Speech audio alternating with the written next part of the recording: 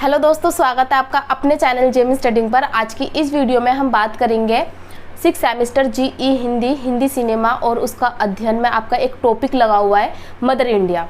तो आज की इस वीडियो में हम बेसिकली मदर इंडिया के ऊपर बात करेंगे, मदर इंडिया की समीक्षा करेंगे, इस मूवी को देखने के बाद हमारे मन मस्तिष्क पर क्या प्रभाव पड़े उनकी बात करेंगे, ठीक है। और इस मूवी का जो बनाने का उद्देश्य था वो क्या था उसके ऊपर हम बात करेंगे। तो आशा करती हूँ आप ध्यान से सुनेंगे और समझने का प्रयास करेंगे, क्योंकि अगर आप समझने का प्रयास करोगे ना तो आप अच्छे से समझ जाओगे, ठीक है। इस फिल्म की समीक्षा को जानने से पहले हम थोड़ा सा जान लेते हैं कि इस फिल्म के निर्देशक कौन थे, निर्माता कौन थे, लेखक कौन थे, संगीतकार कौन थे, किस किसने अपनी महत्वपूर्ण भूमिका इस फिल्म में अदा करी, ठीक है। और इसमें इस फिल्म को कब प्रदर्शित किया गया, इस फिल्म की अवधि क्या थी, ये छोटी छोटी जो जानकारी है पहले इसको हम देख लेते हैं, क्योंकि पेपर में जब आप लिखोगे तो पहले यही लिखोगे कि किसने बनाया, ठीक है, महत्वपूर्ण कलाकार कौन थे, उसके बाद ही आप इसकी समीक्षा करोगे। तो देखिए, इसके जो निर्माता और निर्देशक थे वो थे आपके महबूब खान, और इसके जो लेखक थे वो थे महबूब खान प्लस 2 व्यक्ति और थे जिनका नाम था वजाहत मिर्ज़ा और एस अली रज़ा। इस फिल्म के संगीतकार की बात करूँ तो नौशाद थे, और मुख्य कलाकारों की बात करूँ तो नरगिस जिन्होंने राधा का रोल निभाया था, राजकुमार जिन्होंने नरगिस के पति यानी कि राधा के पति का रोल निभाया था, और इसमें सुनील दत्त थे जिन्होंने राधा के छोटे बेटे बिरजू का रोल निभाया था, और इसमें राजेंद्र कुमार थे जिन्होंने रामू का रोल निभाया था जो राधा के बड़े बेटे थे, ठीक है। इस फिल्म को कब प्रदर्शित किया गया? 25 अक्टूबर 1957 को। और इस फिल्म की अगर हम बात करें कि टाइम क्या थी, मतलब कितनी लंबी फिल्म थी, तो ये थी 172 मिनट लंबी फिल्म, ठीक है। हमने इसके निर्माता की बात कर ली, इसके कलाकारों की बात कर ली, अब हम बात करेंगे इस फिल्म की समीक्षा के ऊपर। तो देखिए, फिल्म मदर इंडिया पहली ऐसी फिल्म है जिसने भारतीय स्त्रियों की परंपरागत छवि को तोड़ा है। आप पॉइंट्स वाइज नोट करते रहना, ठीक है। हम अक्सर देखते हैं कि जो घर की आजीविका चलाता है वो कौन चलाता है? पुरुष चलाता है, पुरुष को केंद्र में रखा जाता है। लेकिन इस फिल्म के माध्यम से हमें ये दिखाया गया है कि महिलाएं भी अपने घर की खर्चा उठा सकती है, ठीक है, घर का खर्चा उठा सकती है। जो राधा होती है वो क्या करती है, अपने घर की आजीविका को चलाने के लिए बैल की जगह खुद को झोंक देती है, ठीक है। और ये जो मदर इंडिया है अपने समय और समाज की ऐसी फिल्म है जो हिंदी सिनेमा में स्त्री की छवि को वैश्विक स्तर पर चर्चा का मुख्य केंद्र बना देती है, क्योंकि ये जो फिल्म थी ना ये वैश्विक स्तर पे भी बहुत ज़्यादा लोकप्रिय हुई थी, और उस टाइम पे ना लोगों ने स्त्रियों के बारे में सोचना चालू कर दिया था कि स्त्री भी कुछ कर सकती है। अब देखिए, जो नरगिस थी ना अपने टाइम की ग्लैमरस एक्टर्स थी, तो उसके लिए जो रोल है करना बहुत मुश्किल था, और ये भी एक चुनौतीपूर्ण कार्य था कि लोग इसको इस रूप में पसंद करेंगे कि नहीं करेंगे, क्योंकि एक तरफ आप ग्लैमरस हो और दूसरी तरफ आप एक गांव की स्त्री का रोल निभाते हो, तो कहीं ना कहीं आपकी जो लोगों के प्रति छवि है वो बदलती है, ठीक। लोगों ने नरगिस की इस छवि को बहुत ज़्यादा पसंद किया, बहुत ज़्यादा लोकप्रिय हुई। क्यों लोकप्रिय हुई? देखिए, उस टाइम की अगर हम बात करें तो उस टाइम पे ना गाँव की संख्या बहुत ज़्यादा हुआ करती थी।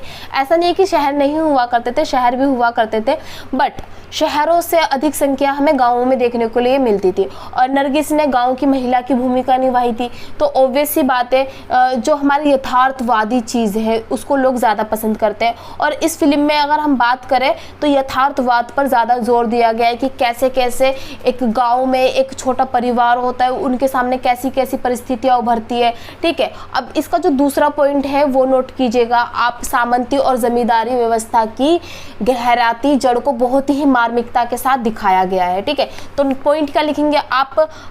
सामंतवादी और जमींदारी व्यवस्था पर प्रहार या उसको दिखाया गया है। अब क्या होता है कि जो सामंतवादी और जमींदारी व्यवस्था होती है उसके अंदर जो लोग होते हैं ना जकड़ जाते हैं। एक बार अगर हम किसी से ब्याज उधार लेते हैं, ठीक है, अपनी कोई चीज़ गिरवी रख देते हैं, तो उसके बाद क्या होता है उस पर ब्याज बढ़ जाता है। हम असल तो दे देते हैं लेकिन सूद उसका दे नहीं पाते, मतलब जितना हमने कर्जा लिया था वो हम कर्जा चुका चुके होते हैं, लेकिन उसके ऊपर ब्याज इतना ज़्यादा बढ़ चुका होता है कि वो कर्जा कभी चुक ही नहीं पाता। तो इस फिल्म में उसी चीज़ को दिखाया गया है। जो नरगिस का पति होता है, यानी कि जो राधा का पति होता है शामू, वो लाला से उधार पैसे लेता है, ठीक है। अब वो उस उधार पैसों पर इतना ज़्यादा ब्याज हो जाता है कि वो उसको चुका नहीं पाता। अब चुका नहीं पाता तो उसके कारण क्या होता है, उनकी जो कंगन होते हैं, उसकी माँ के कंगन होते हैं, ठीक है, वो गिरवी रख देते हैं, ज़मीन चली जाती है उनकी, ठीक है, एक बैल होती है, वो बैल मर जाती है, जिसके कारण दोनों को बहुत ज़्यादा संघर्ष करना पड़ता है। ठीक है, शुरुआत में वो संघर्ष भी करते हैं, ठीक है, वो जो आपके पीछे एक रेल सी होती है जिससे खेत जोता जाता है, ठीक है, उसको अपने कंधों पर उठाकर लेके जाते हैं। समीक्षा के अंदर तीसरा पॉइंट आप क्या डालोगे, समाज के अंदर महिलाओं की दुर्दशा। इस फिल्म के अंदर समाज में जो महिलाओं के साथ दुर्दशा की जाती है, गलत व्यवहार किया जाता है, वो अच्छे से दिखाया गया है। कैसे? राधा का जो पति होता है शामू, वो खेतों में काम करता है। खेतों में काम करते वक्त उसके दोनों हाथों पर पत्थर गिर जाता है, जिसके कारण उसके दोनों हाथ कट जाते हैं। अब वो अपने घर पर बोझ बन जाता है। रास्ते से आता जाता है तो लोग उससे क्या बोलते हैं, तेरे तो दोनों हाथ ही नहीं है, तू तो अपने घर पर बोझ है, जिसके कारण उसको बहुत ज़्यादा आत्मग्लानि होती है। और घर की कुछ परिस्थितियाँ भी ऐसी होती है कि बहुत ज़्यादा गरीबी होती है और खाने पीने के भी लाले पड़े होते हैं, तो वो घर की परिस्थितियों को देखकर बहुत ज़्यादा अंदर से आत्मग्लानि महसूस करता है और वो घर छोड़कर चला जाता है। अब घर छोड़कर जब वो चला जाता है तो समाज के जो ठेकेदार हैं वो महिलाओं को सोचते हैं कि इनकी सुरक्षा करने वाला कोई नहीं है। इसके बाद क्या होता है, राधा घर में होती है, अपने पति को सारे जगह ढूंढती है, कहीं नहीं मिलता। उस टाइम पे लाला आता है। लाला आकर क्या बोलता है उससे, तुम्हारे पति ने मुझसे इतना उधार लिया था और इसको तुम चुकाओगी किस माध्यम से, अपने शरीर के माध्यम से। मतलब ये कहा जा सकता है कि महिलाओं को भोगने की वस्तु समझा जाता है। ठीक है, और एक बार और दिखाया जाता है जब पूरी फसल ढह जाती है और उनके बच्चे, जो राधा होती है, राधा के बच्चे भूखे प्यासे होते हैं, तो उस टाइम पर लाला के घर जाती है कुछ खाने के लिए मांगने के लिए। उस टाइम पे भी जो लाला होता है वो उससे ये बोलता है, मैं तुम्हें इतने पैसे दूंगा, उतने पैसे दूंगा, तुम्हारे बच्चे कभी भूखे नहीं रहेंगे, बस तुम खुद को मेरे हवाले सौंप दो। तब भी वो अपनी आत्मरक्षा करती है और रक्षा करके वहाँ से बच जाती है। तो इस फिल्म में हमें क्या देखने के लिए मिलता है, समाज के अंदर जो महिलाएं होती है उनके साथ बहुत ज़्यादा गलत व्यवहार किया जाता है। जब उनके पति बाहर कमाने चले जाते हैं या घर उनको छोड़कर चले जाते हैं तो उनको सिर्फ मात्र भोगने की वस्तु समझा जाता है। ऐसा समझा जाता है कि अब इनको सिर्फ हमारे लिए ही छोड़ दिया गया है, ठीक है, इनकी रक्षा करने वाला कोई नहीं है। लेकिन इस फिल्म में कहीं ना कहीं इस चीज़ को भी तोड़ते हुए दिखाया गया है, क्योंकि राधा अपनी आत्मरक्षा करती है, ठीक है, अपनी इज्जत की सुरक्षा करती है और लाला जैसे लोगों से बचती है। अब आप इसमें चौथा पॉइंट क्या डालोगे, जीवन की कड़वी सच्चाई का प्रदर्शन। कैसे? राधा 2 बेटों की माँ का रोल निभाती है, जिसमें से एक होता है रामू जो सीधा साधा होता है और एक होता है बिरजू जो जीवन की कड़वी सच्चाई से परिचित होता है और इसी के कारण उसका जो स्वभाव होता है वो बहुत ज़्यादा जटिल हो जाता है। वह सामाजिक विसंगतियों को समझता है और इसी के लिए उसके अंदर जो है ना विद्रोह की भावना जागती है। उसका जो रास्ता होता है वो समाज की नज़रों में गलत होता है, लेकिन अगर वहीं पर हम हास्य और उपेक्षित समाज की बात करें तो वो हमें रास्ता सही नज़र आता है। कैसे? अब मान लीजिए आप बहुत ज़्यादा गरीब है, आपके पास एक ज़मीन का टुकड़ा मात्र भर है, आपको पैसे की ज़रूरत है, तो आपने क्या करा, ज़मीन जाकर गिरवी रख दी, आपने पैसे लिए और धीरे धीरे करके आपने वो पैसे चुका दिए, लेकिन उस पैसों के ऊपर इतना ज़्यादा ब्याज लगा दिया गया कि आपसे आपकी ज़मीन छीन ली गई। ठीक है, अब आप उनके पास जाते हो, हाथ जोड़ते हो, गिड़गिड़ाते हो कि हमारी ज़मीन वापस दे दीजिए, हमने आपके पैसे दे दिए लेकिन इतना ज़्यादा ब्याज हम नहीं दे सकते, तो क्या होगा, वो नहीं मानेंगे। ठीक है, अब पुलिस के पास जाते हो, आप पुलिस वालों को वो पैसा खिला देते हैं। ठीक है, पैसा खिलाने के पश्चात क्या होता है, पुलिस वाले भी आपकी नहीं सुनते। अब आप ऐसे में कौन सा रास्ता अपनाओगे? गलत रास्ता अपनाओगे, क्योंकि आप खुद हाशिए का शिकार हो, आप खुद इतने गरीब हो, ऊपर से आपकी ज़मीन छीन ली गई, तो ये गलत है कहीं ना कहीं। ठीक है, तो इसीलिए कहीं ना कहीं जो गलत रास्ता होता है ना वो भी सही बन जाता है।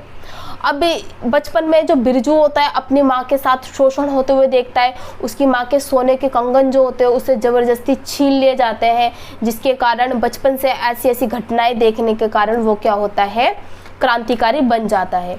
यहीं पर एक लड़की होती है गंगा जो बिरजू से प्रेम करती है, वो क्या बोलता है गंगा से कि मुझे बस तुम इतना पढ़ा दो कि मैं लाला का हिसाब समझ सकूं कि ये कैसा हिसाब है जो पीढ़ी दर पीढ़ी बढ़ता ही जाता है।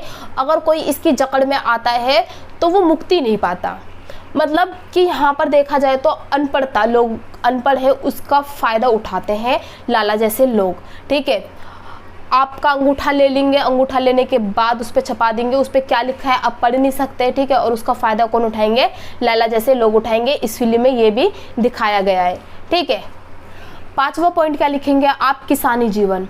मदर इंडिया फिल्म में किसानों का जो जीवन है उसको यथार्थवादी रूप में दिखाया गया है कि किसानों का जो जीवन होता है वो कितना ज़्यादा संघर्षपूर्ण होता है। धूप में कड़ी मेहनत करते हैं, खेत जोतते हैं और पूरे देशवासियों का पेट भरते हैं, लेकिन खुद मात्र एक टाइम का खाना खाकर सोते हैं। अभी आपने वाला गाना सुना होगा, दुनिया में हम आए हैं तो जीना ही पड़ेगा, जीवन है अगर जहर तो पीना ही पड़ेगा। ये बहुत ज़्यादा फेमस गाना था। क्यों गाना फेमस था? क्योंकि उसमें दिखाते हैं वो हल चलाती है, कंधे पर लेके जाती है और खेतों को जोतती है। तो वास्तव में भी किसानों का जीवन ऐसे ही होता है। ठीक है, बहुत ज़्यादा वो मेहनत करते हैं और लेकिन लाला जैसे लोग होते हैं जिनसे वो कर्जा ले लेते हैं और उस कर्जे के जाल से मुक्त ही नहीं हो पाते हैं। तो इस चीज़ को मदर इंडिया में काफ़ी अच्छे से दर्शाया गया है। 6वां पॉइंट क्या लिखेंगे आप? इसमें अपनी मातृभूमि के प्रति प्रेम को दर्शाया गया है एक नारी के रूप में कि एक नारी अपने देश से कितना प्रेम करती है। क्योंकि अक्सर हम देखते हैं कि जो देश प्रेमी फिल्म होती है वो ज़्यादातर पुरुषों से संबंधित होती है, लेकिन यहाँ पर एक नारी गुहार लगाती है। कब? जब आंधी आती है, बाढ़ आता है, तूफान आता है और उसमें सारी फसल ढह जाती है, सब कुछ खराब हो जाता है, सब कुछ नष्ट हो जाता है। तो लोग क्या करते हैं? अपनी मातृभूमि को छोड़कर दूसरे शहर में बसने के लिए जाते हैं। वहीं पर राधा एक गीत गाती है और गीत के माध्यम से वो लोगों को बोलती है कि आप अपनी भूमि को छोड़कर मत जाइए। जो गीत कुछ इस प्रकार से है कि ओ जाने वाले जाओ ना घर अपना छोड़ के, माता बुला रही है तुम्हें हाथ जोड़ के। नगरी तुम्हारी गलियां, तुम्हारी ये बस्तियां, इन सब को छोड़कर अब तुम जाते हो कहाँ? उजड़ी है लाख फिर भी है धरती तुम्हारी माँ, दुनिया में सुख ना पाओगे दिल माँ का तोड़ के। मतलब ये क्या कहना चाहती है कि ये गलियां तुम्हारी हैं, ये नगरी तुम्हारी है, ये बस्तियां तुम्हारी है, तुम इन सब को छोड़कर कहाँ जाते हो?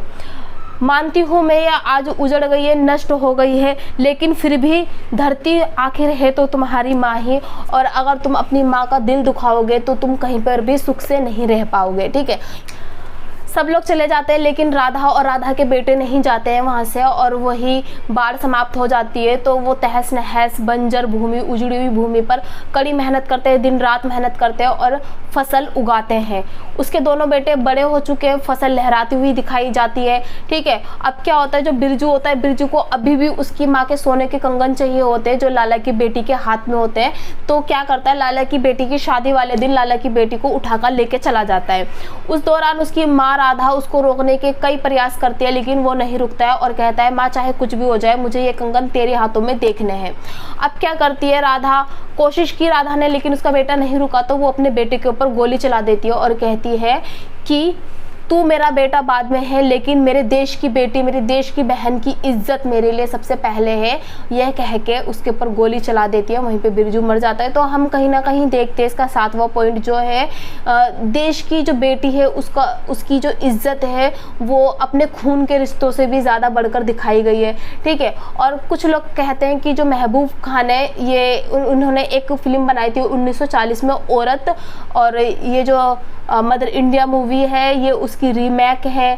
ठीक है, लेकिन उसकी कहानी और इसकी कहानी अलग थी। 1957 की ये सर्वश्रेष्ठ फिल्म थी। ठीक है, इसको पुरस्कार मिला था सर्वश्रेष्ठ फिल्म का, और वहीं पे नरगिस को सर्वश्रेष्ठ अभिनेत्री का पुरस्कार मिला था, और इसके साथ साथ महबूब को सर्वश्रेष्ठ निर्देशक का किताब पुरस्कार मिला था। ठीक है, तो ये थी हमारी मदर इंडिया मूवी की समीक्षा। आई होप आपको अच्छे से समझ में आई होगी।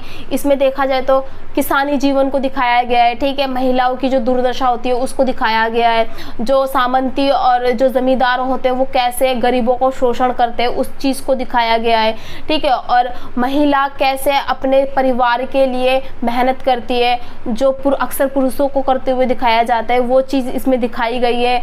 और ये जो फिल्म थी ये अलग अलग लैंग्वेजों में बनी बनी और पूरे विश्व में अपनी विख्याति इसने प्रसिद्ध की, ठीक है, और बहुत ज़्यादा प्रसिद्ध हुई ये मूवी। तो आई होप आपको अच्छे से समझ में आई होगी। अगर अच्छे से समझ में आए तो चैनल को सब्सक्राइब, लाइक, कमेंट्स और शेयर ज़रूर करना। Thank you.